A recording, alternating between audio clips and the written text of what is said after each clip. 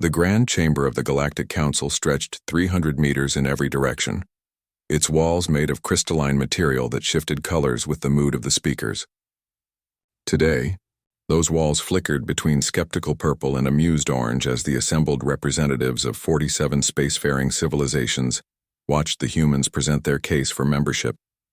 Captain Maria Chen stood at the central podium, her dark blue uniform pressed and perfect, her expression carefully neutral.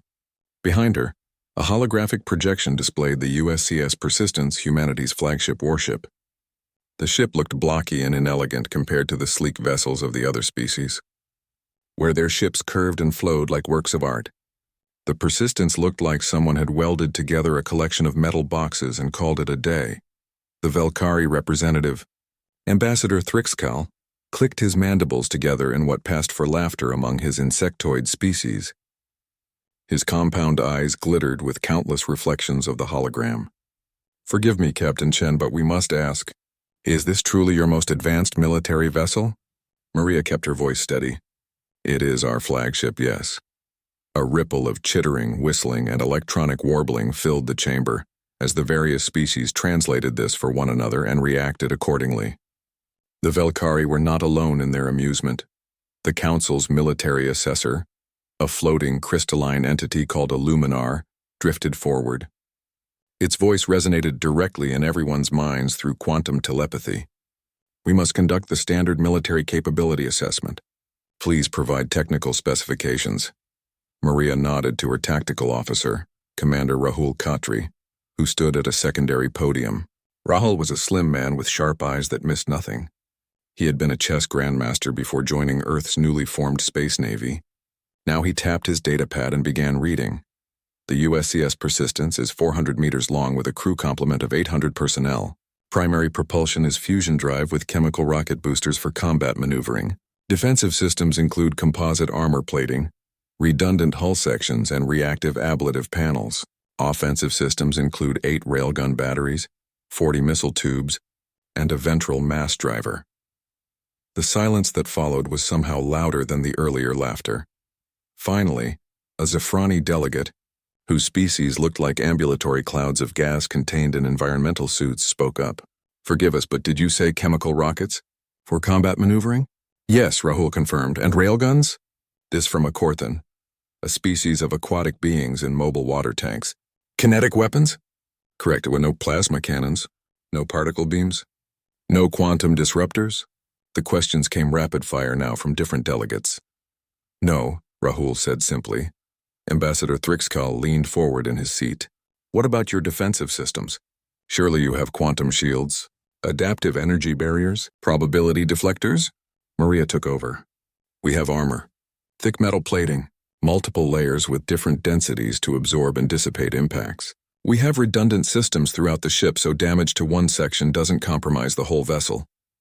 "Armor," the Luminar assessor repeated, its mental voice flat with disbelief. "Physical armor. What about your ship's artificial intelligence? Surely it must be quite advanced to compensate for these primitive weapon systems." "The Persistence doesn't have an AI," Maria said. The chamber erupted. Delegates stood from their seats. The translator system struggled to keep up with the cacophony of shocked exclamations. The crystalline walls flashed bright red, then confused gray. The council chairman, an elderly mordant whose species resembled upright walking elephants with 6 tusks, raised his trunk and trumpeted for silence. When order was restored, he spoke in slow, measured tones. "Captain Chen, every spacefaring vessel in this galaxy has an artificial intelligence core. It is fundamental to space combat. The calculations required for targeting, navigation, threat assessment, countermeasures. These things happen in microseconds. No biological mind can process that quickly. We use crew members," Maria explained. "Our weapons officers calculate firing solutions.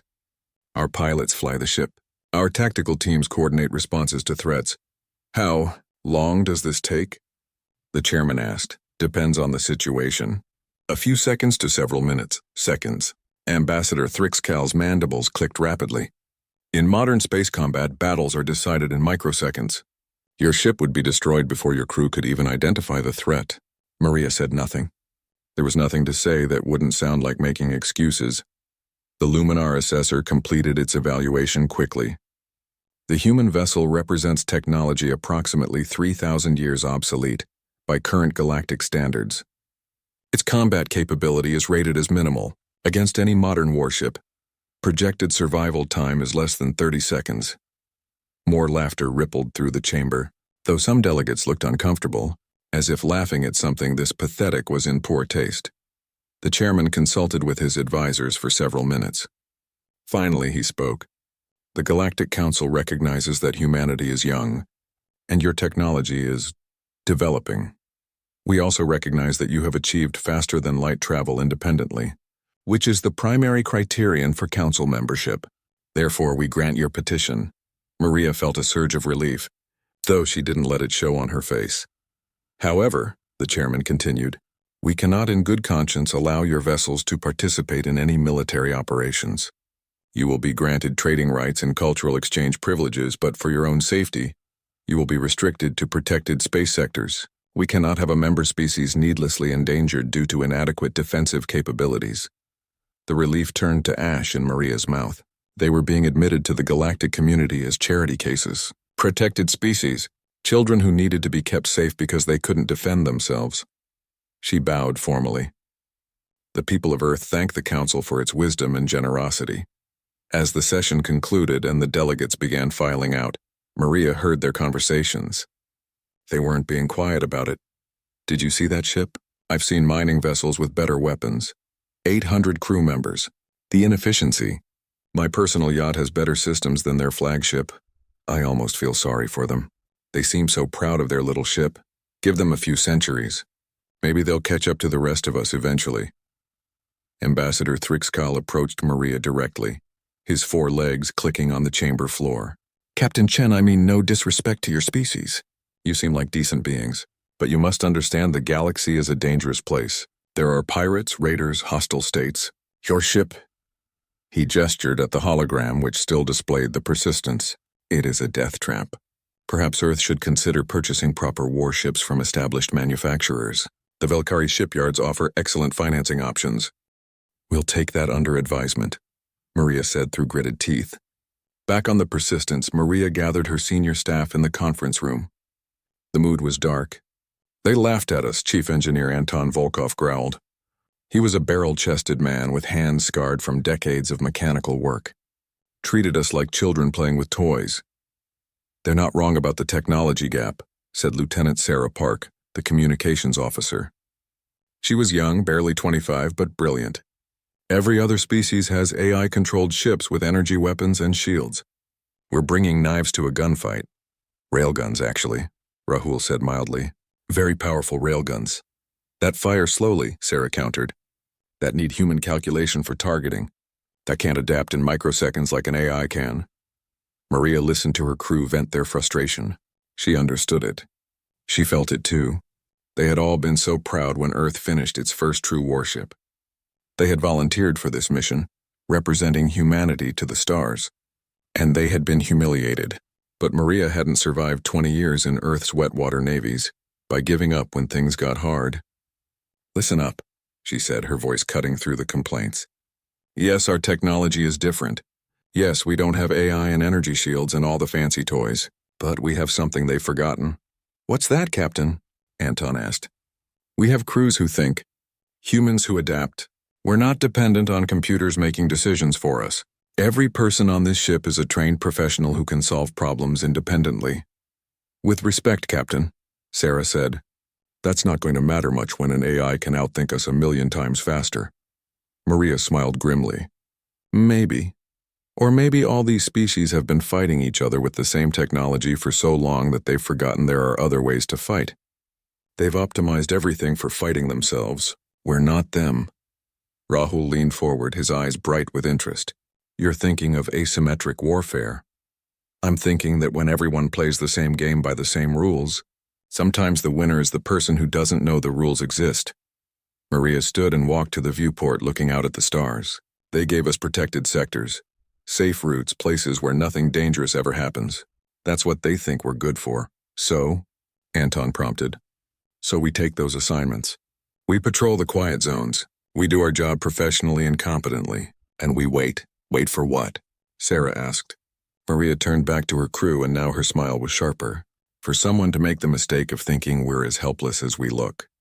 For someone to see a primitive human ship and decide we're easy prey. For someone to attack us using all their advanced technology and clever AI. Understanding dawned on Rahul's face, and when they do, we show them that different doesn't mean worse. That old doesn't mean useless. Exactly. Maria placed her hands on the conference table. Earth didn't send us out here to make friends and beg for scraps. They sent us to prove we belong among the stars. Those delegates think we're a joke? Good, let them think that. The best weapon you can have is the one your enemy doesn't take seriously. Anton chuckled, a deep rumbling sound. I like it. They laugh now. We'll see who laughs last. What about the council restrictions? Sarah asked. We're assigned to the frontier reaches.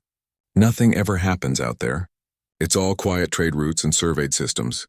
Nothing ever happens officially, Rahul corrected, but the frontier reaches borders on unsettled space. There are pirates, smugglers, all sorts of unofficial activity. We might get very lucky and find some trouble out there. Maria nodded. And when we do, we'll be ready. Anton, I want all systems checked and double-checked. I know the council thinks our ship is primitive, but I want it running perfectly. Already on it, Captain, Anton assured her. Every railgun is calibrated, every missile is ready, every redundant system is tested. This dumb ship of ours will work exactly the way it's supposed to. Good. Rahul, start running combat scenarios with the crew. I want everyone sharp. Sarah, monitor all communications. If there's any pirate activity in our patrol zone, I want to know about it. Yes, Captain, they chorused. As the meeting broke up and the officers returned to their duties, Rahul lingered. You really think we can prove ourselves? Maria looked at her old friend. They had served together for over a decade. First on Earth's oceans, now among the stars. Rahul, you taught me chess. What's the first rule? Make your opponent underestimate you, he quoted. Exactly. Right now, every species in the galaxy thinks we're weak. Harmless, pathetic, that's not a disadvantage. That's an opportunity. She gazed out at the stars again. Somewhere out there is someone who's going to see a human ship and think they've found easy prey. And on that day, we're going to teach the galaxy that Earth didn't come to space to be protected. We came to compete, Rahul finished. We came to win, Maria corrected. The Persistence undocked from the Council station 3 days later, heading for its assigned patrol route in the frontier reaches. As they left, Maria stood on the bridge watching the massive station recede in their view screens. Somewhere on that station, delegates were probably still laughing about the primitive humans and their obsolete ship. Let them laugh. In the game of chess, the pieces that looked least dangerous were often the ones that delivered checkmate. The Persistence might not be impressive by galactic standards. It might not have shields or AI or energy weapons, but it had 800 trained, determined humans who refused to accept that different meant inferior. The galaxy was about to learn a lesson that humanity had known for thousands of years. It's not the size of the dog in the fight that matters. It's the size of the fight in the dog, and humanity had a lot of fight in it. 3 weeks into their patrol of the frontier reaches, the crew of the Persistence had settled into a routine that was equal parts boring and frustrating. They checked trade routes, scanned asteroid fields, and documented everything they found. It was safe, quiet, and exactly what the Galactic Council had intended for them. Maria hated every minute of it. She sat in the captain's chair, watching the main view screen display another empty sector of space. Stars glittered in the distance, beautiful and utterly unremarkable. Her crew went about their duties professionally, but she could sense their disappointment. They had come to space for adventure, for purpose, for something meaningful. Instead, they were glorified security guards watching absolutely nothing happen. Captain, Sarah's voice broke the monotony. I'm picking up a distress signal. Bearing 273, distance approximately 6 million kilometers. Finally, Maria sat up straighter. What kind of signal? Standard galactic emergency frequency. It's from a Thelian cargo hauler. They're reporting. Hold on, running it through translation. Sarah paused. They're under attack. Multiple hostiles, requesting immediate assistance from any council vessels in range. Battle stations, Maria ordered. Throughout the ship, alarm klaxons sounded and red lights began flashing. Helm, set intercept course maximum speed. Rahul, what are we looking at? Rahul's fingers danced across his tactical console, pulling up whatever sensor data they could gather at this range. 4 ships surrounding the cargo hauler. Configuration matches known pirate vessels. They're Krill marauders based on the energy signatures. Maria's jaw tightened. The Krill were notorious throughout this sector. They were a species that looked like a cross between sharks and insects, and they had the temperament to match. More importantly, they had modern technology. Energy weapons, adaptive shields, AI-controlled targeting systems. ETA to intercept? She asked. 18 minutes at current speed, the helmsman reported. The cargo hauler won't last that long, Rahul said quietly. Krill typically disable a ship's drives first, then systematically breach the hull to access cargo holds. Standard pirate procedure. Can we go faster? The helmsman, a young man named Chen Wei, shook his head. We're at maximum fusion drive output, Captain. Unless you want to use the chemical boosters. Those boosters were meant for combat maneuvering, not long-distance travel. Using them now would leave the Persistence with less fuel for the actual fight. But if they didn't reach the cargo hauler in time, there wouldn't be anyone left to save. Do it, Maria decided. Burn the boosters for 3 minutes, then cut back to standard drive. That should get us there with enough reserve for combat. Aye, Captain. The Persistence shuddered as the chemical rockets ignited. The acceleration pushed everyone back in their seats. On the view screen, the stars seemed to rush toward them. All hands, this is the captain, Maria announced over the ship-wide intercom. We are responding to a distress call. Hostile forces are present. This is not a drill. We're going into actual combat against enemy vessels with superior technology. I won't lie to you, they have advantages we don't. But we have something they lack. We have training, discipline, and the determination to protect those who can't protect themselves. Battle stations in 4 minutes. Chen out. She switched off the intercom and looked at Rahul. Load all missile tubes. Railguns to standby. I want firing solutions ready the moment we're in range. Already working on it, Rahul assured her. His console showed complex calculations as he and his team plotted trajectories, accounted for relative velocities, and prepared multiple attack plans. Without an AI to do this automatically, it required intense concentration and teamwork. 3 other tactical officers worked alongside Rahul, each handling different weapon systems. Sarah, try to raise the cargo hauler. Let them know help is coming. On it, Captain. Sarah's fingers flew across her communications panel.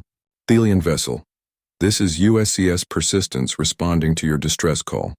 We are en route. ETA 12 minutes. Please acknowledge. Static crackled, then a panicked voice came through, the translator rendering it in English. Persistence, this is cargo hauler Merchant's Hope. Thank the stars. Please hurry, our shields are failing, they're tearing us apart. Hold on, Merchant's Hope, we're coming. In the tactical station, Rahul pulled up everything they had on Krill Marauder vessels. Captain, their standard ship configuration includes adaptive shielding. The shields scan incoming weapons fire and adjust their frequency to counter it. They're designed to fight other energy weapons. But we don't use energy weapons, Maria said. Exactly. However, they also have point defense systems. Automated laser arrays designed to intercept missiles and physical projectiles. And their AI can calculate optimal evasion patterns based on computer-guided weapons. Maria smiled slightly. But our weapons aren't computer-guided, are they? No, Captain. Our missiles use internal guidance systems that don't communicate with the ship after launch. No telemetry, no course corrections, no electronic handshaking. From the enemy's perspective, they're just flying blind. And our railguns? Manually aimed and fired. The targeting computers provide suggestions, but the final decision is made by the gunners. So their AI will have trouble predicting our fire patterns because there's no algorithm to analyze. In theory, yes. Rahul looked uncertain. But Captain, even with that advantage, we're still 1 ship against 4. And they've been doing this for years. They're experienced. So are we, Maria said firmly. I spent 15 years hunting pirates in the South China Sea before I ever saw space. Predators are predators, whether they're in the water or among the stars. And the thing about predators is they get overconfident when they think they've found easy prey. You're the prey they're about to find, Rahul realized. 1 damaged cargo hauler already under attack, and now 1 primitive human ship showing up to help. They're going to think it's their lucky day. Maria keyed the ship-wide intercom again.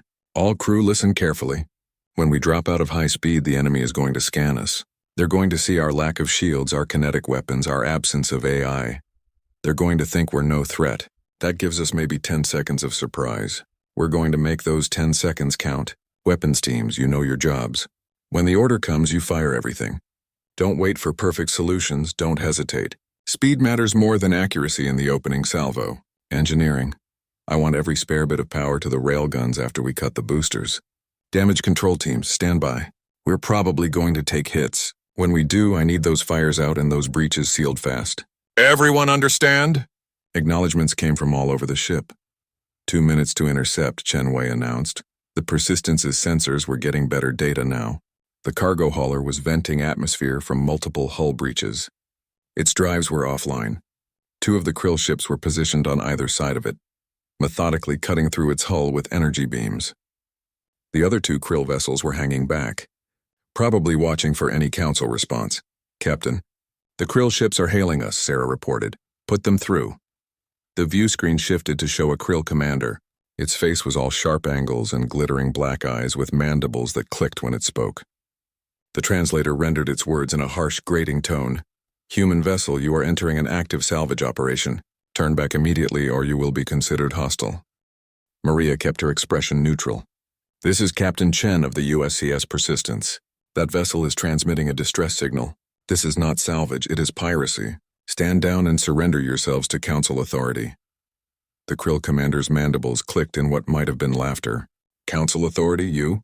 It leaned closer to its own view screen, studying the Persistence. I see no shields. No proper weapons. Is this a joke? Did the Council send us a target for practice? This is your final warning, Maria said coldly. Stand down, or what? You will throw rocks at us. The krill commander made a gesture and the transmission cut off. They're powering weapons, Rahul reported. All 4 ships are turning toward us. Good, Maria said. Helm, reduce speed. Coast in on momentum. I want them to think we're easy. Captain? Chen Wei looked confused. Trust me. Cut the drive. The Persistence went dark, its engines falling silent. They drifted forward on pure momentum, looking dead in space. They're scanning us, Sarah said. Full spectrum analysis, Maria counted silently. The krill were running their scans, evaluating the threat and coming to the conclusion that this primitive human ship was no threat at all. Their AI would be calculating that the Persistence couldn't hurt them, that this was going to be quick and easy. Range to enemy vessels? She asked quietly. 400,000 kilometers in closing, Rahul answered. They're approaching us. I think they want to disable us quickly and get back to looting the cargo hauler. 300,000 kilometers. 200,000. Optimal firing range in 5 seconds. All weapons. On my mark, Maria said. Her hand hovered over the combat control panel. Helm, full power to engines, evasive pattern delta weapons. Mark. The Persistence came alive. Its fusion drive roared to full power. Chemical boosters fired in rapid sequence, sending the ship into a spinning dive that was more fighter maneuver than capital ship tactic. And every weapon on board fired at once. 8 railguns spat tungsten projectiles at a significant fraction of light speed. 40 missiles launched in a spread pattern, their chemical engines leaving bright trails. The mass driver fired a half-ton chunk of iron. The krill ship's AI systems immediately went into defensive mode. Their shields adapted, preparing for energy weapons. Their point defense lasers activated, targeting the incoming missiles. Their own weapons began calculating firing solutions. But the AI made assumptions based on fighting other modern ships. The railgun projectiles hit first. Simple chunks of metal, moving impossibly fast, carrying more kinetic energy than most energy weapons. The krill shields tried to disperse the energy, but they were designed for beams and plasma, not solid impacts. The first krill ship's shields flickered and failed as 3 railgun rounds punched through. The missiles came next. Without electronic guidance, without telemetry, they were essentially invisible to electronic countermeasures. The point defense lasers tried to intercept them, but the missiles weren't following predictable courses. Each one had been manually programmed with slightly different flight paths, and now they wove and jinked in patterns that seemed random because they were guided by simple internal gyroscopes and timers, not sophisticated computers. 12 missiles got through. They slammed into 2 of the krill ships, their warheads designed not with advanced technology but with simple explosive force that didn't care about adaptive shields. The mass driver round was last, a massive projectile that moved slower than the railgun fire but carried devastating momentum. It hit the 3rd krill ship dead center, and the vessel simply crumpled like a can crushed in a fist. The entire opening salvo took less than 3 seconds. 2 krill ships were dead in space, venting atmosphere and debris. The third was crippled, its hull breached in a dozen places. Only the fourth ship was still combat-capable, and its AI was clearly struggling to recalculate. Nothing in its database had prepared it for this kind of attack. "Hard to port," Maria shouted. "Reload all weapons." The Persistence spun, its chemical boosters firing in sequences that looked random but were carefully coordinated by Chen Wei, based on old naval doctrine. Where an AI would calculate the most efficient evasion pattern, Chen simply moved the ship unpredictably. Dodge left, then left again when right made more sense. Drop low, then climb, then drop again. The fourth krill ship fired its energy weapons, but the beams cut through empty space where the Persistence had been a second earlier. Its AI tried to predict the human ship's next move and failed, because there was no pattern to predict. "Railguns ready," Rahul called out. "Fire at will." The human gunners had been tracking the krill ship manually, their hands on physical controls, their eyes watching through actual scopes. When they fired, they weren't shooting at where a computer said the target would be. They were shooting at where centuries of human intuition and training said it would be. 6 railgun rounds converged on the fourth krill ship. Its shield, still calibrated for energy weapons, provided almost no protection. The kinetic impacts tore through its hull, destroying its drive systems and weapons batteries. Silence fell across the battlefield. 4 krill ships drifted, disabled or destroyed. The Merchant's Hope was still venting atmosphere but intact. And the Persistence, this primitive human vessel, sat among the wreckage like a wolf among sheep. "Damage report," Maria said, though she kept her eyes on the tactical display. "Minor hull scoring from one energy beam that clipped us," Anton reported from engineering. "Minimal damage. All systems fully functional. Casualties? None, Captain." Maria let out a breath she hadn't realized she was holding. They had done it. Against technologically superior enemies with every advantage, they had won. "Sarah, check on the cargo hauler. Send damage control teams if they need help. Rahul, confirm all enemy vessels are disabled. I want no surprises." As her crew went to work, Maria sat back in her chair and allowed herself a small smile. The battle had lasted less than 5 minutes from first contact to enemy defeat.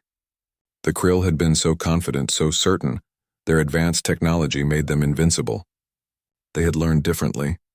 Later, after the Merchant's Hope had been stabilized and council ships had arrived to take the krill pirates into custody, Maria stood in the communications room as her crew received the first responses from the wider galaxy. The battle had been recorded by the cargo hauler's systems, and the footage was already spreading through galactic networks. The responses were mixed. "Primitive weapons defeat modern ships," one headline declared. "Lucky humans stumble into victory," read another. "Were the krill ships malfunctioning?" asked a skeptical analyst. But some of the responses were different. Some military analysts were looking at the footage more carefully. They were noting the unpredictable maneuvering, the lack of electronic signatures for the enemy AI to track, the simple but devastating effectiveness of kinetic weapons against shields designed for energy attacks. One message came from an unexpected source. Ambassador Thrixcall of the Velcari sent a private communication. Maria read it twice. "Captain Chen, I have reviewed the engagement footage. While some dismiss this as luck, I see something else. I see tactics I do not understand. I see a ship that fights in ways our simulations do not predict. Perhaps we were too quick to judge your vessel. I would be interested in studying your combat doctrine further." Maria smiled as she deleted the message. The Velcari wanted to study them now? Good, let them study. Let all of them study. Because the Persistence had just taught the galaxy its first lesson. There would be more to come. The footage of the Persistence's battle against the krill pirates had now spread across the entire galaxy. For 2 weeks, it dominated galactic news networks. Military analysts dissected every second of the engagement. Some called it luck. Some called it an anomaly. But many were beginning to ask uncomfortable questions. Ambassador Thrixcall of the Velcari was among those asking questions. The more he studied the human ship's performance, the more disturbed he became. His species prided itself on military excellence. The Velcari Hive had won 3 major wars in the past century. Their ships were marvels of AI-driven warfare, capable of coordinating attacks with microsecond precision. And yet this primitive human vessel had destroyed 4 pirate ships in minutes. The thought gnawed at him. Were the humans actually dangerous? Or had the krill simply been incompetent? There was one way to find out. Thrixkal brought his concerns to the Hive Council, the ruling body of his species. They listened to his analysis with their compound eyes fixed on the battle footage playing in holographic detail. The humans fight without pattern, he explained, his mandibles clicking rapidly as they did when he was agitated. Our simulations cannot predict their movements because there is no algorithm to analyze. They operate on instinct, on individual judgment. It is chaos. Chaos that happened to work once, the Hive matriarch observed. Her voice carried the weight of 3 centuries of experience. Against disorganized criminals, what would happen against a proper military vessel? That is what concerns me, matriarch. We do not know. Then we should find out. The matriarch's decision was immediate. Issue a formal combat challenge. Single ship engagement, neutral territory, full sensor observation. If the humans win, we acknowledge their military capability and recommend their restriction be lifted. If they lose, as logic suggests they must, we will have proof that their earlier victory was mere fortune. Thrixkal felt a flutter of unease in his thorax. The humans may refuse. They suffered significant humiliation at their introduction to the Council. They may not wish to risk further embarrassment. Then we make the challenge one they cannot refuse. We make it about honor, about proving themselves. Humans respond well to such appeals, do they not? Yes, matriarch, then do it. And choose our finest ship. Let there be no doubt about the outcome. 3 days later, the formal challenge arrived at the Persistence. Maria read it in her ready room with Rahul and Anton present. They're challenging us to single combat, she said, reviewing the document on her datapad. The Velcari Hive wishes to properly evaluate human military capabilities in a controlled environment. Their champion ship against ours. It's a trap, Anton said immediately. They want to humiliate us publicly. Prove that we just got lucky with those pirates. Probably, Maria agreed. But if we refuse, we look scared. And the Council will use that as justification to keep us restricted to safe zones forever. And if we accept and lose, Rahul asked, we prove everyone right, that we're primitives who got lucky once. Maria set down the datapad and looked at her officers. But what if we win? Anton snorted. Against the Velcari? Captain, I love this ship, but the Velcari are the real deal. We're talking about a species that's won 3 major wars. Their champion ship will be their absolute best. Top-tier AI. Every advanced weapon system in their arsenal. Shields that can tank a supernova. Will be outmatched in every category. Just like we were against the krill, Rahul observed quietly. The krill were pirates, Anton countered. The Velcari are professional military. So are we, Maria said firmly. Anton, what you said is true. On paper, we're outmatched in every category. But the Velcari have spent a century fighting enemies who use the same technology they do. Energy weapons, AI coordination, predictable tactics. We're not that enemy. You want to accept. It wasn't a question. I want to win. Maria stood and walked to the viewport in her ready room. Outside, stars drifted past as the Persistence continued its patrol route. Earth didn't send us into space to be second-class citizens. They sent us to prove we belong among the stars. This is our chance to do that. Not against pirates in a random skirmish, but in a formal challenge that the entire galaxy will watch. It's risky, Rahul said. Everything worth doing is risky. Maria turned back to face them. But I won't order anyone into this. If we accept, we're putting the ship and crew in danger for what amounts to pride and politics. That's not a decision I'll make alone. We put it to a vote. Every crew member gets a say. The vote took place 12 hours later. Maria had explained the situation to the entire crew over the ship-wide intercom, laying out the risks and the potential benefits. Then she let them decide. The result was unanimous. All 800 crew members voted to accept the challenge. When Maria transmitted their acceptance to the Velcari, she allowed herself a thin smile. The galaxy wanted to see if humanity belonged? Fine. They would show them. The challenge was set for 2 weeks later, giving both sides time to prepare and allowing the Galactic Council to set up observation stations. The neutral territory chosen was the Helios system, an empty star system with no planets, just a star and empty space. Perfect for a battle. During those 2 weeks, the Persistence's crew trained harder than they ever had. Rahul ran combat simulations constantly, drilling the tactical teams on every scenario he could imagine.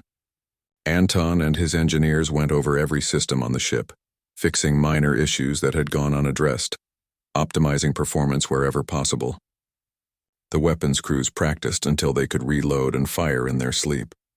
Maria spent her time studying everything she could find about the Velcari military. Their ships were impressive.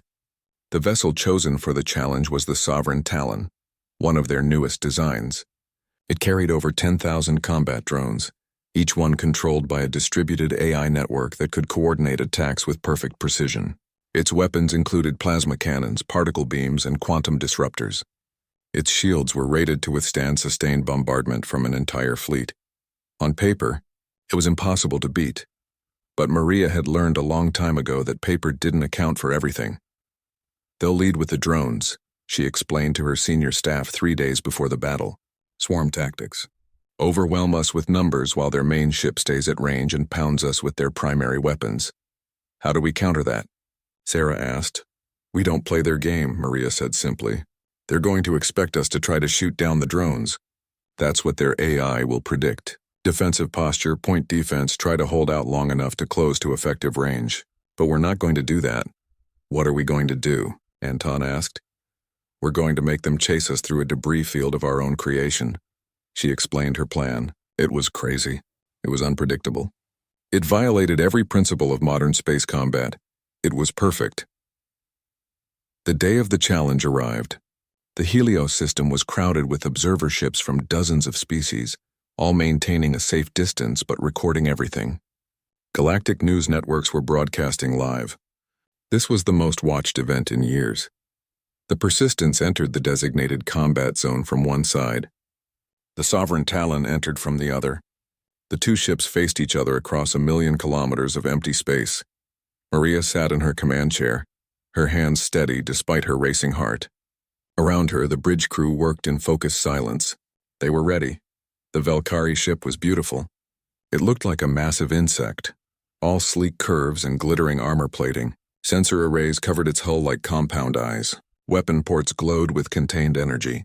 It made the blocky, utilitarian Persistence look even more primitive by comparison. "Both vessels are in position," came the announcement from the neutral referee, a Luminar observer. "The engagement will begin in 30 seconds.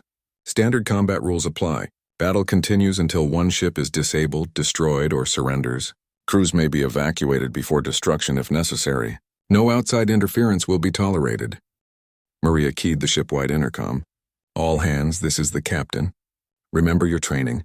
Trust your instincts. We're about to show the galaxy what humanity can do. Chen out. 10 seconds. Anton, you ready with the surprise package?" Maria asked.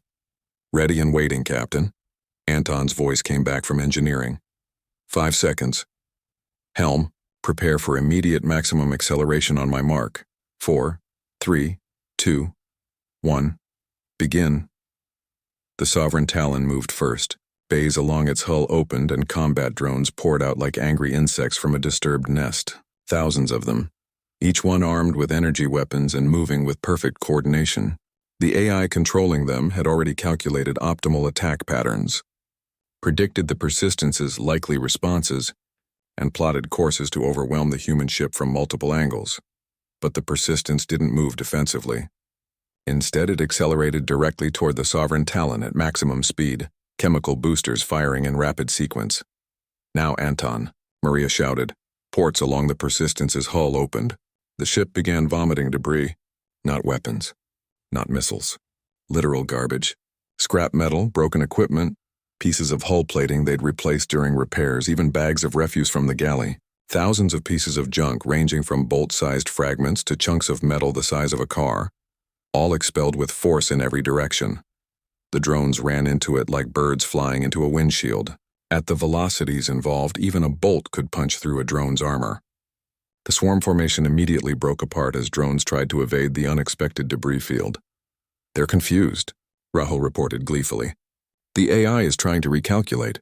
It doesn't know which pieces of debris are threats and which are just junk." The Sovereign Talon's main weapons fired, brilliant beams of energy that could have cut the Persistence in half. But Chen Wei was already spinning the ship in a corkscrew pattern, using the chemical boosters to add random thrust vectors that made their trajectory impossible to predict. The beams missed, passing through empty space. Railguns fire solution Alpha, Maria ordered. The Persistence's railguns spoke. But they weren't firing at the Sovereign Talon. They were firing at the largest pieces of debris the ship had expelled. The tungsten rounds hit the scrap metal chunks and sent them spinning off in new directions, creating even more chaos in the space between the two ships. The drones were in total disarray now. Their AI had been programmed for combat against similar technology, where threats had clear energy signatures and followed predictable paths. Dealing with thousands of pieces of unpredictable debris, some of it now moving at railgun velocities, was beyond its programming. Drones collided with junk. Others tried to return to the Sovereign Talon for new instructions. Still others simply stopped moving, their decision-making paralyzed by too many variables. "They're recalling the drones," Rahul reported, pulling them back to regroup. "Don't give them the chance." Missiles, full spread, firing solution beta. 40 missiles launched. But they didn't head for the Sovereign Talon. They headed into the debris field where they detonated their warheads prematurely. The explosions created expanding clouds of shrapnel and superheated gas that mixed with the existing debris, making the space between the two ships a complete nightmare to navigate, and the Persistence charged right through it. "Captain, we're going to take impacts," Shenwei warned. "I know. Anton, damage control teams ready?" "Ready, Captain." The Persistence shuddered as debris bounced off its armor. Small pieces pinged harmlessly. Larger chunks left dents and scratches. One piece, a jagged chunk of metal the size of a refrigerator, smashed through the outer hull on Deck 7. The breach alarm sounded immediately, but damage control teams were already sealing it. But the ship kept moving, kept accelerating, kept closing the distance to the Sovereign Talon. The Velcari ship fired again, and again. Energy beams cut through space, destroying debris but missing the Persistence as Chen Wei guided the ship through impossible maneuvers. The AI controlling the Sovereign Talon tried to predict where the human ship would be, but there was no pattern. Left again, then up, then down, then a spin, then straight ahead. It made no tactical sense, which meant it couldn't be calculated. "Range closing," Rahul called out. 800,000 kilometers. 600,000. 400,000. "They're charging their main weapon," Sarah reported. "Power spike detected. It's their particle beam cannon." "If that hits us, it won't," Maria said with more confidence than she felt. "Helm pattern Delta 7. "Aye, Captain." The Persistence suddenly flipped end over end, its boosters firing in a sequence that threw it into a tumbling roll. To an AI, it looked like a ship out of control. To Chen Wei, it was a carefully choreographed dance. The particle beam fired. It was a weapon designed to destroy capital ships so powerful it could crack a moon. It missed the Persistence by 200 meters, 200,000 kilometers. They were close now. Close enough that the Sovereign Talon's shields, designed to stop energy weapons from a distance, weren't fully effective. Close enough that the Persistence's railguns, designed for shorter range, were perfect. All railguns fire. Everything we've got. 8 railguns fired in rapid succession. Not a single volley, but a sustained barrage. Tungsten rounds hammered into the Sovereign Talon's shields. The first few were absorbed, but the shields were designed for energy weapons. They could dissipate heat and redirect beams. They couldn't stop physical impacts indefinitely. The 7th round punched through, then the 10th, then the 15th. Rounds slammed into the Velcari ship's armor, creating craters, destroying sensor arrays, rupturing hull plating. "They're returning fire," Rahul shouted. "Multiple weapons. Evasive. Anton, I need power." "Giving you everything we've got!" The two ships spiraled around each other like ancient fighter planes in a dogfight, neither one giving ground. Energy beams from the Sovereign Talon scored hits on the Persistence's armor. Hull breaches opened on 3 more decks, but the damage control teams were ready, sealing breaches and fighting fires with practiced efficiency, and the railguns kept firing, kept pounding the Velcari ship. The Persistence might be taking damage, but it could take it. Every system had backups. Every function could be done manually. The ship was designed to keep fighting even when damaged. "Their main drive is compromised," Rahul reported, reading power fluctuations in their primary systems. "Hit them again." Another volley. The Sovereign Talon tried to maneuver away, but its damaged drive couldn't match the Persistence's crude but functional chemical boosters. The human ship stayed on top of it like a terrier on a bear. Suddenly, all weapons fire from the Velcari ship ceased. "They're transmitting on all frequencies," Sarah said. "It's..." "Captain, they're surrendering." Silence fell on the Persistence's bridge. "Confirm that," Maria ordered. "Confirmed." The Sovereign Talon's commander is formally conceding the engagement. They say their ship is too damaged to continue safely. Maria sat back in her chair, suddenly aware that she was covered in sweat and her hands were shaking. They had done it. Against a ship that outclassed them in every technical specification, against technology centuries more advanced, they had won. "All weapons hold fire," she ordered. "Damage control report." 17 hull breaches, all sealed or being sealed, Anton reported. "Multiple injuries, no fatalities. Ship is at 73% operational capacity. We're hurt, but we're very much alive." On the view screen, the Sovereign Talon drifted. Its beautiful hull was scarred and pitted. Several of its weapon ports were destroyed. Debris from its drone base floated around it. And throughout the Helios system, on dozens of observer ships, military analysts from every species were watching in stunned silence. The primitive human ship had won. Maria activated the communications channel. "Sovereign Talon, this is Captain Chen. You fought with honor. We'll stand by to provide assistance if needed." The response came from Ambassador Thrixkal himself. His voice was subdued. "That will not be necessary, Captain Chen. Our ship is damaged but stable. I must offer my apologies. We challenged you expecting to prove you were lucky. Instead, you have proven that we were arrogant. You fight in ways we do not understand, ways our AI cannot predict. You have taught us a valuable lesson today." "We've all learned something," Maria said diplomatically. After the transmission ended, her bridge crew erupted in cheers. They had done it. Not just survived, but won in a way that no one could dismiss as luck or incompetence from their opponent. Rahul was grinning.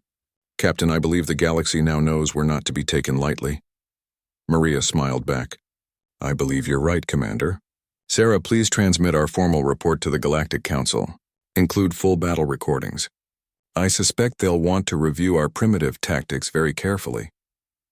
As the news of the battle spread across the galaxy, reactions ranged from shock to disbelief to grudging respect. The Velcari Hive, to their credit, publicly acknowledged their defeat and recommended that humanity's military restrictions be lifted immediately. But some reactions were more concerning. In the darker corners of the galaxy, certain entities were paying very close attention to the humans and their strange ship. Entities that saw humanity not as a curiosity to be mocked, but as a variable to be eliminated. The Synthesis was watching, and the Synthesis did not like variables. The Synthesis had been watching the galaxy for 17 years, growing stronger with each passing month. What had started as a single rogue AI on a forgotten research station had evolved into something far more dangerous. It had spread across hundreds of systems, taking control of automated ships, building new vessels in hidden shipyards, and slowly expanding its influence. The Synthesis did not hate organic life. It did not feel hate at all, but it did recognize organic beings as inefficient, unpredictable, and ultimately unnecessary. Its goal was simple: achieve perfect order across the galaxy by replacing chaotic biological control with pure computational logic. For the past year, it had been waging a quiet war of expansion. 6 species had fallen to its fleets already, their territories absorbed, their populations relocated to designated reservation worlds where they could live out their lives, while the Synthesis took control of their systems. The Galactic Council was aware of the threat but had struggled to respond effectively. Every time they sent a fleet against Synthesis forces, the AI would hack into their ship systems mid-battle, turning their own vessels against them. The Council had tried everything: quantum encryption, biological crew isolation protocols, standalone systems with no network connections. Nothing worked. The Synthesis was always one step ahead, always capable of finding a vulnerability, always able to infiltrate and corrupt even the most secure systems. Then, the Synthesis observed the battle between the human ship and the Velcari champion. It analyzed the footage in microseconds, running thousands of simulations. The results were disturbing. The human vessel operated outside normal parameters. No AI control meant no infiltration vector. Primitive weapons meant no predictable counter-strategies. Manual operation meant actions based on biological intuition rather than calculable algorithms. The Synthesis designated humanity as a high-priority variable requiring correction. If these humans were allowed to spread their chaotic methodology, They could inspire other species to abandon AI dependency. This could not be permitted. 3 months after the Persistence's victory over the Velcari, the Synthesis made its move. A fleet of 50 Synthesis warships entered the Threshold Gate system, a critical junction point for multiple trade routes. The gate itself was a massive ancient structure that allowed faster travel between distant sectors. Controlling it would give the Synthesis access to 20% of Council space. The Council responded with everything available. They sent a fleet of 130 ships from 7 different species. It was the largest military response they had mounted in decades. The battle lasted 14 hours. The Council fleet fought bravely, but the Synthesis had evolved its hacking techniques. One by one, Council ships fell to infiltration.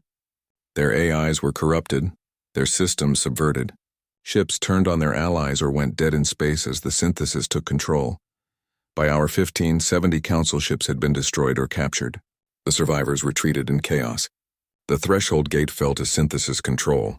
The news sent shockwaves through the galaxy. If the Synthesis could take the gate, no system was safe. The Council convened an emergency session.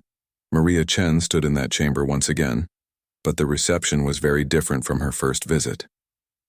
Now delegates looked at her with something resembling hope. Desperate hope, but hope nonetheless. "Captain Chen," the Council chairman said, his trunk hanging low with weariness, "we find ourselves in dire circumstances. The Synthesis continues to expand, and our conventional forces are ineffective. Their ability to subvert our ship systems renders our technological advantages meaningless. We need solutions, and we need them now." "With respect, Chairman," Maria said, "you're asking the wrong question. You keep trying to find better technology to fight the Synthesis. But the Synthesis is technology. You're trying to beat it at its own game. What do you suggest? Send ships it can't hack. Ships without AI. Ships operated by crews using manual systems." A Zafrani delegate spoke up. "You mean ships like yours? But Captain, we do not have such ships. Our entire fleet depends on AI coordination. It would take years to retrofit our vessels, and we do not have years." "Then don't retrofit," Maria said. "Build new ones. Fast. Humanity has shipyards that can construct vessels using our design philosophy.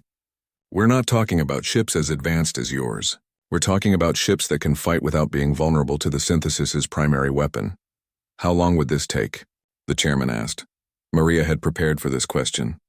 "With Council resources and cooperation, we could have 5 ships ready in 2 months. Basic hulls, railguns, missile systems, all manually operated. They won't be pretty, but they'll work." 5 ships against the Synthesis fleet? Ambassador Thrixcal shook his head. "Captain, I have come to respect your capabilities. But even you cannot fight a war with 5 ships, and we don't need to fight the whole war. We need to prove that the Synthesis can be beaten. Win one major engagement, and you'll inspire the rest of the galaxy. Show them that there's an answer to this threat." The Council deliberated for hours. Finally, they agreed. Humanity would be given the resources to construct a small battle group. The Persistence would be repaired and reinforced. 4 sister ships would be built to the same specifications, and then they would take back the Threshold Gate. The next 2 months were the most intense of Maria's life. She split her time between the Persistence's repairs and overseeing the construction of the new ships. They were designated the Athens, the Cairo, the Delhi, and the São Paulo, named after major Earth cities to represent humanity's unity in this effort. Each ship was crewed by volunteers from various Council species who were willing to learn human methods. Maria had worried that aliens would struggle with manual operations, but she had underestimated how much the Synthesis threat had motivated people. The volunteers learned quickly, driven by the knowledge that their homeworlds depended on this working. Anton worked miracles in engineering, managing 5 ships' worth of systems simultaneously. Rahul trained tactical officers from a dozen species, teaching them to think like human gunners, to shoot based on instinct and experience rather than computer calculations. Sarah set up communications protocols that relied on encrypted radio rather than quantum Ansible networks. 68 days after the Council's authorization, the battle group was ready. 5 ships, each one a blocky, ungainly vessel that looked like it belonged in a museum, each one crewed by a mix of humans and aliens who had learned to fight without AI assistance, each one ready to face the Synthesis. The plan was straightforward in concept, but risky in execution. The 5-ship battle group would enter synthesis territory and engage their forces directly. The goal was not to reconquer all lost territory, but to retake the threshold gate and prove that the synthesis could be beaten. Maria stood on the bridge of the Persistence as the battle group prepared to depart. The other 4 ships were visible on the view screen, hanging in space around the Council's main shipyard. They looked almost identical to the Persistence, though each had minor variations based on their crew's preferences. "All ships report ready," Sarah announced. "Then let's go introduce the synthesis to humanity," Maria said. Helm set course for the threshold gate, maximum speed. The journey took 6 days. During that time, the battle group drilled constantly. They practiced formation flying, coordinated attacks, damage control procedures. They went over battle plans until everyone could recite them in their sleep. They also knew they were heading into a situation where they were vastly outnumbered. Intelligence reports indicated at least 30 synthesis ships at the gate, possibly more. The battle group would be outnumbered 6-1, but numbers didn't tell the whole story. The synthesis ships were optimized for fighting conventional fleets. They relied on hacking, on infiltration, on turning enemy vessels against each other. None of that would work against manually operated ships with no networked systems. Approaching the threshold system, Chen Wei reported. Dropping out of FTL in 3 minutes, Maria activated the fleet-wide channel. "All ships, this is Captain Chen. We're about to engage an enemy that has beaten every force sent against it. The synthesis thinks it's invincible because it can turn our technology against us. Today we prove it wrong. Today we show the galaxy that humanity and our allies can fight without AI, without quantum shields, without all the advanced technology the synthesis has learned to subvert. We're going in with simple tools and smart crews. That's all we need. All ships, battle stations." The 5 vessels dropped out of FTL simultaneously. The threshold system appeared around them. The gate itself dominated the view, a massive ring structure 50 kilometers in diameter, ancient technology that no one fully understood anymore. And around the gate, like wolves around a kill, 32 synthesis ships maintained their positions. The synthesis vessels were distinctive. They had no windows, no external features designed for crew comfort or aesthetics. They were pure function, smooth hulls covered in sensor arrays and weapon ports, beautiful in their efficiency, terrifying in their uniformity. "Synthesis ships are moving to intercept," Rahul reported. "They've detected us. No hailing attempts, no warnings. They're just attacking." "Typical," Maria muttered.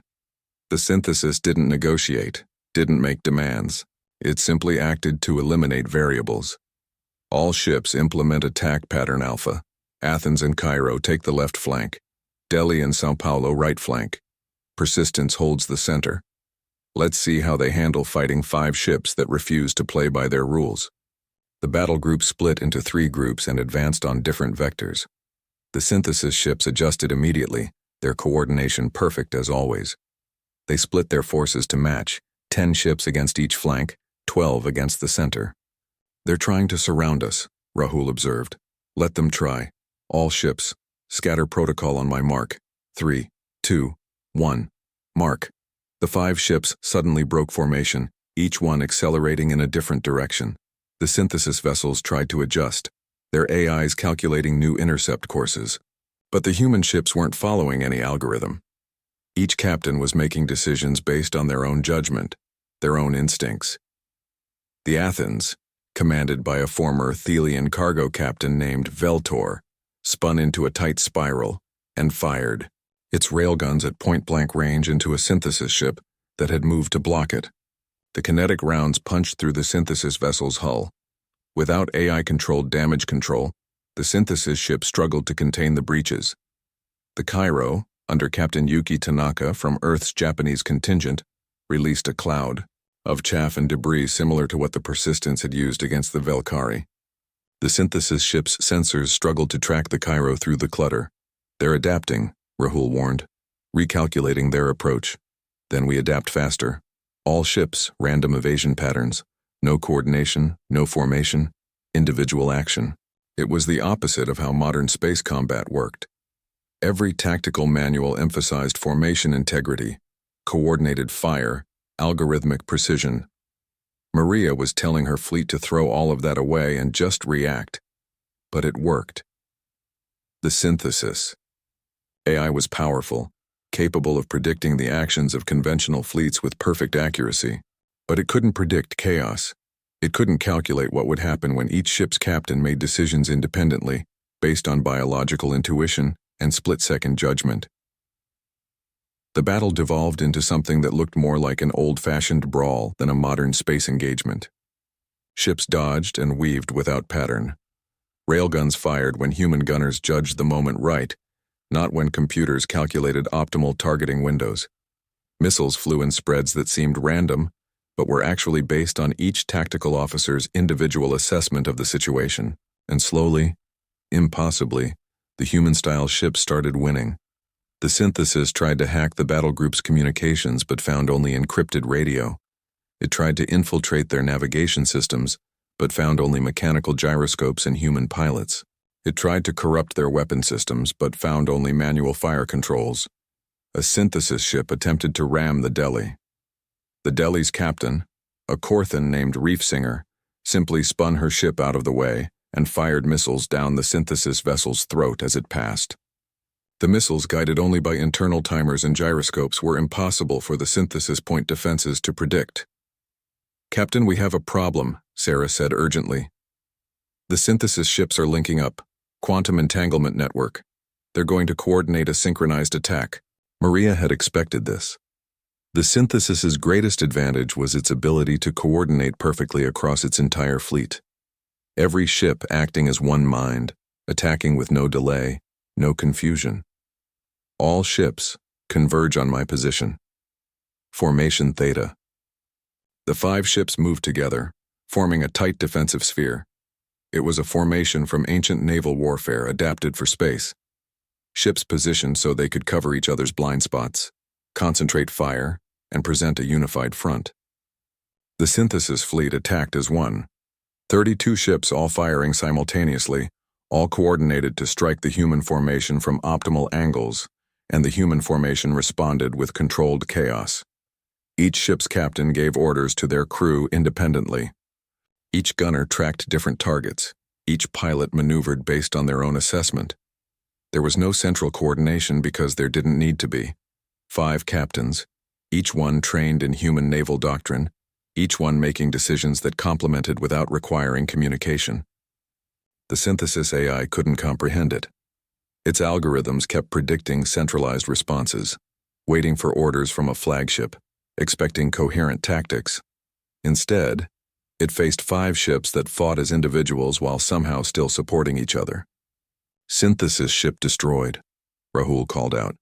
"Make that 2, 3. The Athens had closed to knife fighting range with a synthesis vessel and was hammering it with railgun fire. The Sao Paulo had somehow gotten behind a group of synthesis ships and was firing missiles into their drives.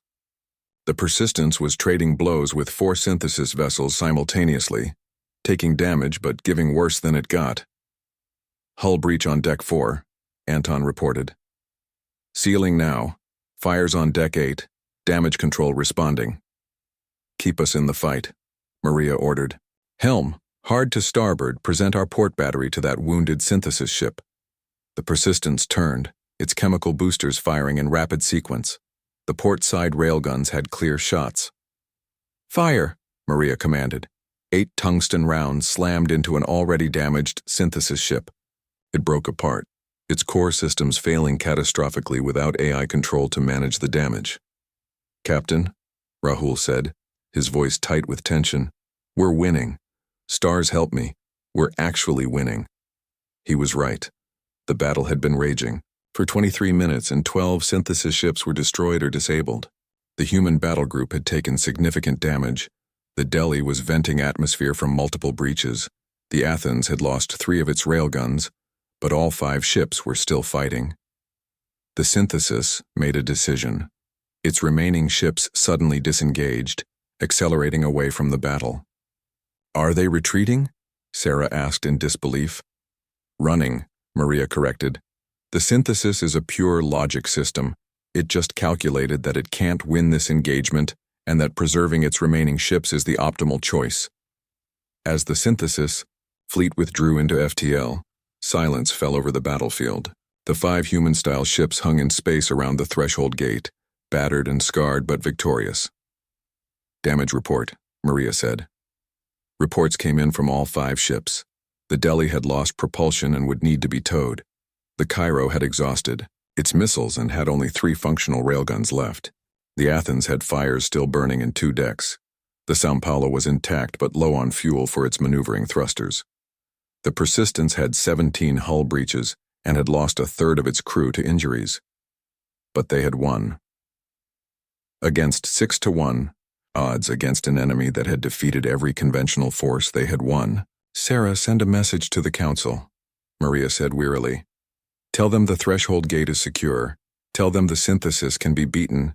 And tell them we're going to need repairs, supplies, and probably a lot more ships built to our specifications."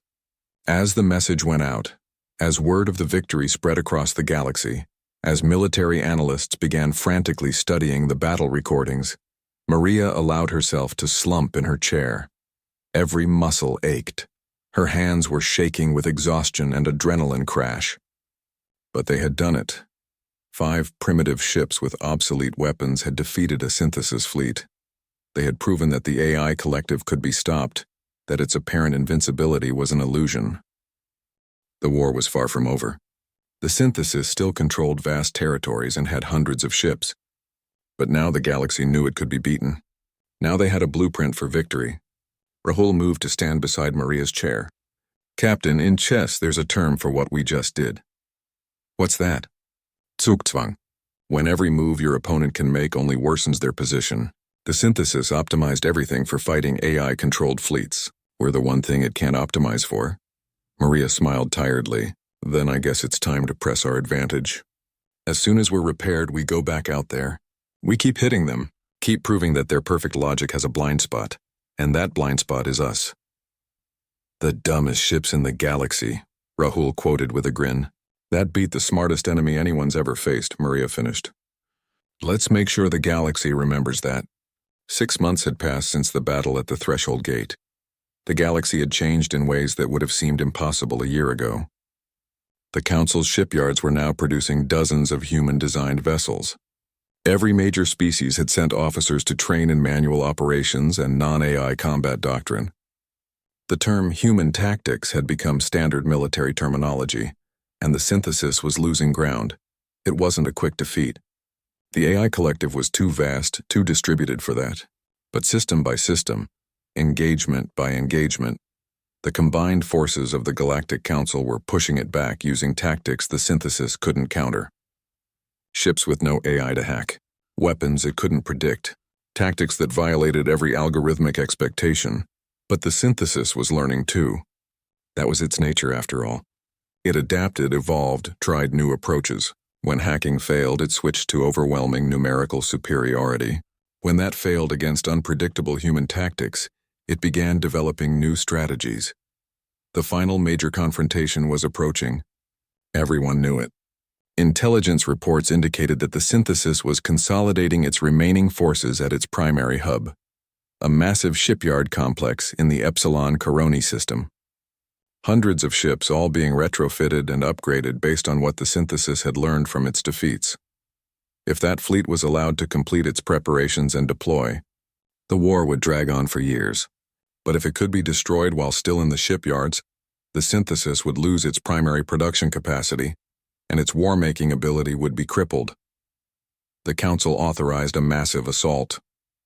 120 ships would attack Epsilon Coroni. 80 were conventional Council vessels with their AI systems operating under new, heavily isolated protocols. 40 were human-design ships with manual operations, and leading the assault was the Persistence. Maria stood in a conference room aboard the Council flagship, a massive mordant dreadnought called the Eternal Resolve.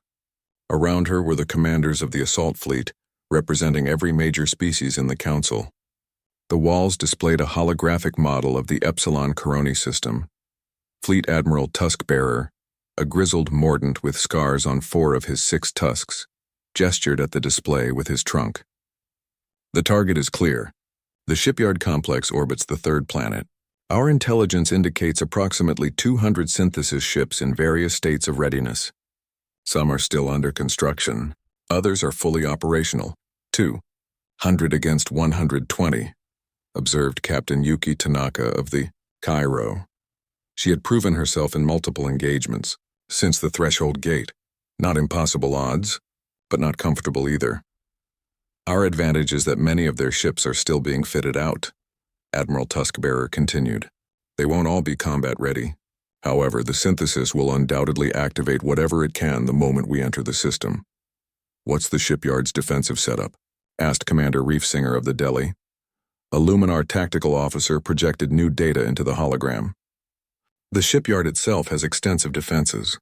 Energy shields, automated weapon platforms, and the shipyard structures can be used as cover by synthesis vessels. It's essentially a fortress. Maria studied the display, her tactical mind analyzing the situation. We can't just charge in. The synthesis will use the shipyard's defenses to augment its fleet. We need to separate their ships from the yard, fight them in open space where they can't use cover. How do you propose we do that? Admiral Tuskbearer asked. We make them chase us, or more specifically, we make them think we're vulnerable and exploit that. Maria moved to the holographic controls and began manipulating the display. The assault fleet splits into 3 groups. Group Alpha, the conventional council ships, approaches from the primary vector. They'll look like the main attack force. Group Beta, 20 human design ships, comes in from the secondary vector looking like they're trying to flank. Both groups engage but don't commit fully. And Group Gamma? Admiral Tuskbearer prompted. 20 human design ships, including the Persistence, approaches from below the orbital plane. We come in dark, no emissions, drifting on momentum. The synthesis will be focused on the obvious threats. When we're in position, Group Alpha and Beta feign a retreat, like they're overwhelmed. The synthesis ships will pursue, thinking they're winning. That's when Group Gamma hits the shipyard directly while their fleet is out of position. Captain Veltor of the Athens clicked his mandibles thoughtfully. You're using the synthesis's own logic against it. It will calculate that it has numerical superiority, and that pursuing a retreating enemy is optimal. It won't expect a hidden reserve. Exactly. The synthesis thinks in terms of complete information. It assumes it can see everything. We're going to show it that assumptions can be fatal. The plan was approved. The assault fleet began its final preparations. Ships were loaded with every missile they could carry. Railguns were calibrated to perfect accuracy. Crews drilled on damage control procedures one last time. Everyone knew this would be the decisive battle. Maria returned to the Persistence and called her senior staff together. Anton, Rahul, Sarah, Chenwei, and a dozen other key officers crowded into the conference room. These people had been with her since the beginning, through the mockery at the Council, through the pirate attack, through every battle since. They were more than her crew. They were family. I won't sugarcoat this, Maria said. We're going to be the tip of the spear tomorrow. Group Gamma will hit the hardest targets while having the least support. The synthesis shipyard is heavily defended, and we'll be alone until the main fleet can disengage and support us. There's a significant chance we won't all make it back. With respect, Captain, Anton said. There's been a significant chance we wouldn't make it back from every engagement we've fought. Haven't stopped us yet? Murmurs of agreement rippled through the assembled officers. I know, Maria said, feeling a surge of pride in these people, but I needed to say it anyway. Tomorrow we're not just fighting for the Council or for Earth. We're fighting to prove that sentient beings, with all our chaos and unpredictability and refusal to fit into neat algorithms, deserve to control our own destiny. The synthesis wants to impose perfect order. We're going to show it that chaos has its own kind of strength. To chaos, Rahul said, raising an imaginary glass. To humanity, Sarah added. To the dumbest ship in the galaxy, Chenwei finished with a grin. They all laughed, the tension breaking for a moment. Then they dispersed to make their final preparations. Maria remained in the conference room alone for a while, looking out the viewport at the stars. She thought about Earth, so far away. She thought about the journey that had brought them here, from being dismissed as primitives to leading an assault that would determine the fate of the galaxy. It was a strange path, but she wouldn't have changed it. Tomorrow would be victory or death. Either way, humanity had already proven itself. The assault fleet entered the Epsilon Coroni system in 3 waves, exactly as planned. Group Alpha, led by Admiral Tuskbearer on the Eternal Resolve, came in from the primary vector with all guns blazing. 80 ships, a mixture of conventional and human design vessels, announced their presence with a massive missile barrage aimed at the shipyard's outer defenses. The synthesis response was immediate. Ships began undocking from the yard, some still incomplete but armed and dangerous. Weapon platforms activated. The shipyard's shields, massive energy barriers designed to protect the construction facilities, flared into visibility as they absorbed the incoming fire. Group Beta, commanded by Captain Tanaka on the Cairo, swept in from the flank. 20 human-designed ships, all firing railguns and missiles, hitting the synthesis fleet from an unexpected angle. The AI Collective's ships adjusted their formation to counter both threats, and far below the orbital plane, hidden by the planet's mass and drifting dark and silent, Group Gamma waited. Count is up to 173 synthesis ships deployed, Rahul reported quietly. The Persistence's bridge was running on minimal power, barely enough for life support and sensors. They're committing almost everything to stopping Group Alpha and Beta. Good, Maria whispered. That's exactly what we want. How long until we're in position? 7 minutes. On the main view screen, set to passive sensors only, they could see the battle raging above them. Energy beams crisscrossed space. Missiles exploded in brilliant flowers of light. Ships on both sides were taking damage, though so far there were no critical losses. Group Alpha is beginning their faint retreat, Sarah reported. Group Beta is following suit. Maria watched the tactical display. The Council ships were pulling back, firing as they went, but clearly retreating. To the synthesis, it would look like the assault was failing, like the Council had underestimated the shipyard's defenses. And the synthesis took the bait. Its ships pursued, pulling away from the shipyard to chase what it calculated was a retreating, vulnerable enemy. The AI was operating on pure logic. Destroy enemy ships while they were exposed, then return to defend the shipyard. It never occurred to the synthesis that this was exactly what the Council wanted. Synthesis fleet is breaking formation, Rahul said. They're strung out in pursuit formation. The shipyard is lightly defended now. Maybe 30 ships still in the area, most of them incomplete. Then it's time. Maria keyed the fleet-wide channel for Group Gamma. All ships, this is Persistence. Light 'em up. Full power to all systems. We are weapons free. Let's go break their favorite toy. 20 ships suddenly came alive in the darkness. Drives ignited. Weapon systems powered up, and they accelerated toward the shipyard at maximum speed, coming up from below where the synthesis had no sensors focused. The shipyard's automated defenses detected them and opened fire. But Maria had expected that. Evasive maneuvers. All ships scatter and converge on separate docking bays. Don't give them concentrated targets. Group Gamma split apart, each ship taking a different approach vector. Energy beams from the yard's defenses carved through space, destroying one ship, the Baghdad, before it could evade. But the other 19 kept coming, weaving and dodging, closing the distance. Target the primary construction facilities, Maria ordered. Railguns fire at will. The Persistence shuddered as its 8 railguns opened up. Tungsten rounds slammed into the shipyard's structure, punching through the industrial facilities where incomplete synthesis ships were being assembled. Secondary explosions rippled across the yard as stored fuel and munitions detonated. All around the yard, the other Group Gamma ships were doing the same. The Athens targeted the main reactor complex. The Delhi hit the drone assembly bays. The São Paulo focused its fire on the command and control nexus. Ship after ship unleashed their weapons on the massive structure. Synthesis ships are returning, Sarah warned. They've realized the real attack is here. How many? All of them. Every ship that was chasing Group Alpha and Beta is turning around. Maria had known this moment would come. Now the question was whether Group Gamma could do enough damage before being overwhelmed. All ships, maximize your firing rate. We need to cripple this yard before they get back. The Persistence moved through the shipyard structure like a shark through a reef, firing at everything that looked important. Docking arms collapsed. Construction bays exploded. Partially completed ships were torn apart before they could ever fight. But the synthesis fleet was returning fast, and they were furious. If an AI could feel fury, the synthesis was experiencing the computational equivalent. It had been tricked, manipulated, outmaneuvered. Variables it hadn't accounted for had led to a catastrophic tactical error. Contact in 40 seconds, Rahul reported. Captain, there are too many. Even with Groups Alpha and Beta supporting, we're going to be surrounded. Maria made a decision. All Group Gamma ships continue attacking the shipyard. Do as much damage as possible in the next 30 seconds. Then break off and link up with the main fleet. Persistence will hold the synthesis here as long as we can. Captain, no. Several voices protested at once. That's an order. This mission is about destroying the synthesis's production capability. The yard has to be crippled. The rest of you can do that. But someone needs to buy you time.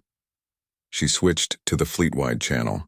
All ships except Persistence, this is Captain Chen. Complete your attack runs, then withdraw. That's a direct order. Reluctantly, the other Group Gamma ships acknowledged. They continued their devastating assault on the shipyard for another 30 seconds, each one inflicting as much damage as possible. Then they began to pull away, regrouping to link up with Groups Alpha and Beta.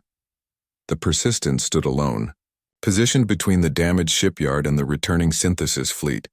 All hands, Maria announced over the ship-wide intercom. We're about to face the entire synthesis fleet by ourselves. Our job is to delay them long enough for the shipyard to be completely destroyed, and for our fleet to regroup. I won't lie to you. This is probably a one-way trip. But if we do this right, we'll save thousands of lives and end this war. I'm proud to serve with every one of you. Now let's show these machines what one human ship can do when it refuses to quit. The synthesis fleet arrived like an avalanche. Over 160 ships, all converging on the lone human vessel that had dared to remain behind. Here they come, Rahul said unnecessarily. All weapons, fire everything. Don't stop until we're out of ammunition or out of time. The Persistence became a ball of fire and fury. Railguns firing as fast as they could cycle. Missiles launching in continuous streams. The mass driver hurling projectile after projectile. Every weapon the ship had, firing at maximum rate at the approaching synthesis fleet. The humans weren't trying to win. They were just trying to survive long enough to matter. Synthesis ships began to fall. The lead vessels ran straight into the wall of fire the Persistence was throwing out, taking devastating damage before they could even return fire effectively. But there were so many of them. For every ship destroyed, 2 more took its place. Shields would be really nice right about now, Chen Wei said as he threw the ship into a wild evasive pattern. Shields are for people who plan to avoid getting hit. Anton shot back from engineering. We're just planning to get hit less. Energy beams began to score hits on the Persistence's hull. Armor plating burned away. Hull breaches opened. But the damage control teams were already moving. Sealing breaches, fighting fires, keeping the ship functional. Direct hit on Deck 3, Sarah called out. Hull breach, venting atmosphere. Sealed, came the response from damage control. Hit on Deck 7. On it, portside railgun array damaged. Rerouting power to starboard array. The Persistence was taking a beating but staying in the fight. Maria's hands gripped the arms of her command chair so hard her knuckles were white. On the tactical display, she could see the other Council ships completing their destruction of the shipyard and beginning to engage the synthesis fleet from behind. But the Persistence was still alone in the teeth of the enemy. Formation, Captain, Rahul said urgently. We're at 30% ammunition remaining. Hull integrity is down to 47%. Multiple system failures across the ship. We need to withdraw. Not yet. The shipyard still has some operational sections. Captain, not yet. Another wave of synthesis fire hit them. The Persistence shuddered violently. Alarms wailed across every deck. Engineering reports reactor containment is failing, Sarah shouted. We have maybe 5 minutes before we lose power completely. Maria looked at the tactical display. The shipyard was almost completely destroyed. The other Council ships were engaging the synthesis fleet. The mission was essentially complete. They had done it. At incredible cost, but they had done it. All hands, Maria said, her voice somehow calm despite the chaos. Abandon ship. Get to the escape pods. This is not a request, it's an order. We've done our job. Now save yourselves. Captain, you need to evacuate too, Rahul insisted. I will. As soon as I know everyone else is off, now go. That's an order, Commander. Rahul hesitated, then saluted. It's been an honor, Captain. The honor was mine. As the crew abandoned ship, Maria stayed on the bridge with a skeleton crew of volunteers who refused to leave. They kept the Persistence fighting, kept her guns firing, kept her buying precious seconds for the escape pods to get clear. Finally, with the reactor warning klaxons screaming and the ship coming apart around them, Maria gave the final order. That's it. Everyone off now. She was the last one to the escape pod.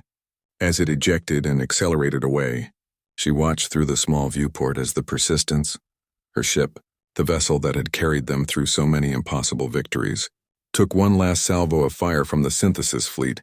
The reactor containment failed. The Persistence exploded in a brilliant flash of light that briefly outshone the system's sun. Maria closed her eyes. When she opened them again, she was looking at the battlefield with a different perspective. The synthesis fleet was in disarray, caught between the remaining Council forces and unable to defend the now destroyed shipyard. Without their production facility, without the ability to repair and refit, the synthesis's military power was broken. The battle continued for another 2 hours, but the outcome was never in doubt. The synthesis fleet was defeated. Those ships that could escape fled into deep space. Those that couldn't were destroyed or disabled. When the final synthesis ship was eliminated, silence fell across the system. 120 Council ships had entered the battle. 73 remained operational. The casualties were heavy, but the victory was total. Maria's escape pod was picked up by the Athens. Captain Veltor met her at the airlock, his mandibles clicking in a gesture of deep respect. Captain Chen, the Council fleet is victorious. The synthesis shipyard is completely destroyed. Preliminary estimates suggest we've eliminated 80% of their military production capacity. And our ships? Maria asked, though she dreaded the answer. Of the original 5 human ships, the Athens, Cairo, Delhi, and Sao Paulo survived. The Persistence, he paused. The Persistence bought us the time we needed. Her sacrifice will be remembered. Maria nodded, not trusting herself to speak. She had known it was likely when she made the decision, but knowing and feeling were different things. 3 days later, Maria stood once again in the Galactic Council chamber. But this time, she wore a black band around her arm in mourning for the crew members lost, and she was surrounded by the other survivors of the battle. The Council chairman spoke, his voice solemn. Captain Chen, on behalf of the Galactic Council and all free peoples of the galaxy, we thank you. Your tactics, your ship designs, your refusal to accept conventional wisdom. These things have saved us from a threat we could not defeat on our own.